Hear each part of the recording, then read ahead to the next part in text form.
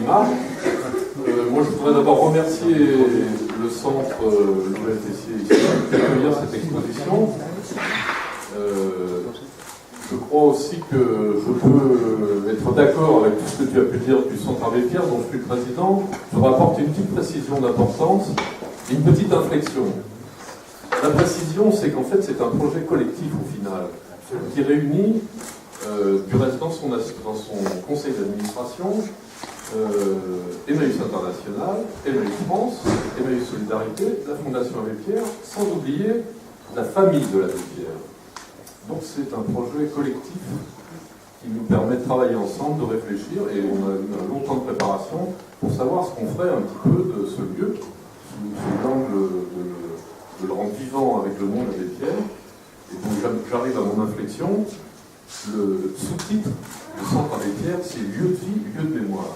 C'est-à-dire que la notion même de musée, elle n'existe pas ni dans notre réflexion, qui précède l'ouverture du centre, ni même dans ce qu'on y voit aujourd'hui.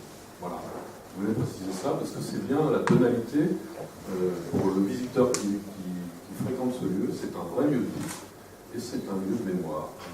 Et qui en plus n'est pas statique. Je ne suis pas un spécialiste des musées, mais comme vous verrez dans ce qu'on peut découvrir ici à Paris du centre, on voit bien que c'est un lieu de mémoire particulier dans ses méthodes de présentation de l'histoire, d'un personnage, de ses attitudes, de son lieu de vie aussi.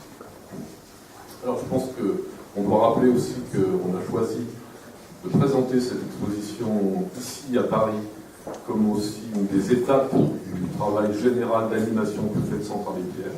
C'est la première de l'année. On a voulu aussi l'inscrire dans le calendrier du 60e anniversaire. Donc on a eu le rapport sur le mal-logement, la journée forte de samedi dans la plupart des grandes villes de France, comme à Paris, autour de la célébration de l'Abbé Pierre. Dans certains lieux, un vrai hommage à l'Abbé Pierre.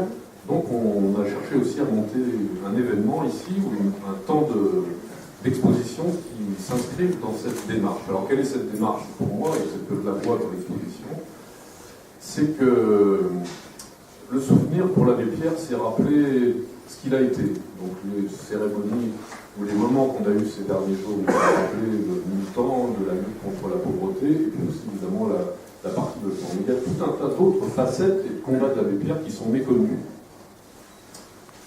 Les images qu'on voit nous rappelleront des choses connues, d'autres aspects qui le sont moins. La visite du centre nous montrera peut-être, nous aidera à vouloir découvrir d'autres facettes de l'Abbé Pierre. Alors ce que je pense aussi, ce qui est intéressant au travers de cette exposition, c'est que les talents de photographe de l'Abbé Pierre, l'importance qu'il attachait aux moyens d'expression et de communication, sont aussi un des traits singuliers de l'Abbé Pierre. C'est-à-dire que je pense que la photo, Laurent pourrait nous confirmer, c'est quelque chose qu'il a aimé toute sa vie, dans lequel il a pris du plaisir. Ça a été aussi un jeu, quelquefois, pour lui, la photo. Et je pense surtout que c'était un moyen pour lui de consigner ce qu'il voyait, ce qu'il pensait du monde autour de lui. Ça l'amenait à penser, et ce que je le dis pour la photo, comme pour l'écriture, comme pour l'utilisation des moyens de communication en général, et surtout un moyen pédagogique. Toutes ces choses, même s'il y a cette part de plaisir, pour l'Abbé Pierre, c'était toujours un moyen de se dire ce que je vois autour de moi, qu'est-ce que je peux en faire pour transformer, comme moi j'ai été transformé, pour transformer mes concitoyens autour de cette question de la lutte contre la pauvreté.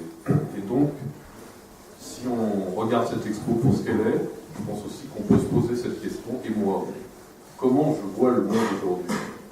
Qu'est-ce que j'en fais dans ma propre personne? Et qu'est-ce que je fais derrière pour que le monde soit meilleur?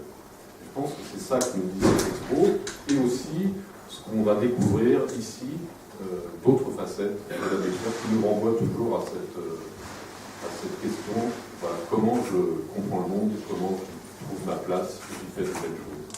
Voilà.